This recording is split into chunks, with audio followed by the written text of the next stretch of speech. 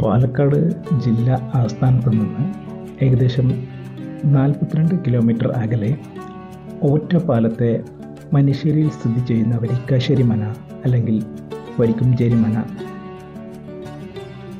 കേരളത്തിലെ ഏറ്റവും പഴക്കമേറിയ പരമ്പരാഗത പ്രഭുക്കന്മാരുടെ നമ്പൂതിരി കുടുംബ ഭവനങ്ങളിൽ ഒന്നാണ്. കേരളീയ വാസ്തുവിദ്യ ശൈലിയിലാണ് ഇത് നിർമ്മിച്ചിരിക്കുന്നത്.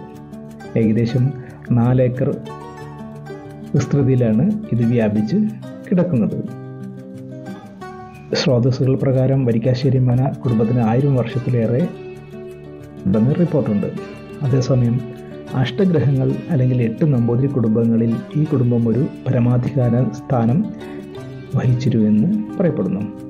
1902 അതിനോടടുത്ത് പ്രാദേശികമായി ലഭ്യമായ ചുവന്ന കല്ല് വിന്യസിച്ച് വരിക്കാശ്ശേരി മന രവി നമ്പൂതിരിപ്പാട് മന നിർമ്മിച്ചതായും പറയപ്പെടുന്നു.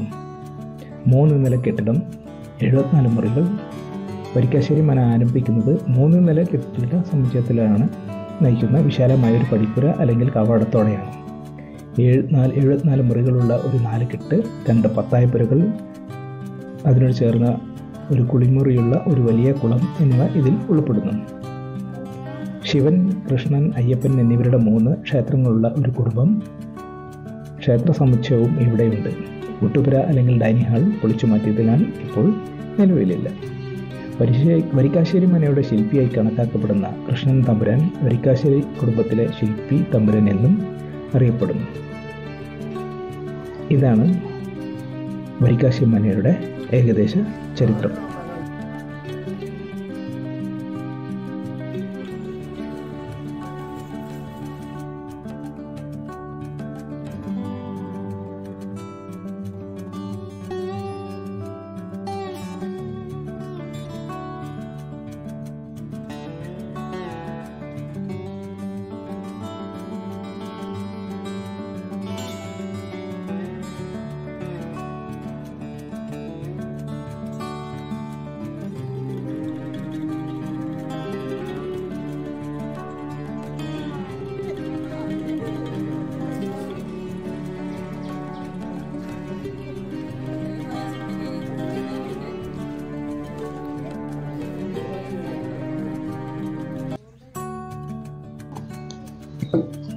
കുഞ്ചൻ നമ്പ്യാർ.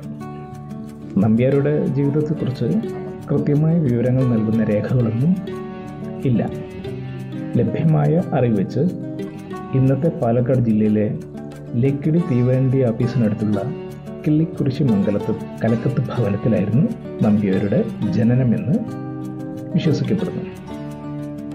ബാല്യകാല വിദ്യാഭ്യാസത്തിന് ശേഷം അദ്ദേഹം പിതാവിനോടൊപ്പം പിതൃദേശമായ കിടങ്ങൂരിലെത്തി.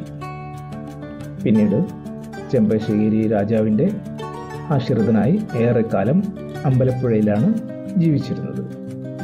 ഇക്കാലത്താണ് തുള്ളൽ കൃതികളിൽ മിക്കവയും എഴുതിയതെന്നും കരുതപ്പെടുന്നു.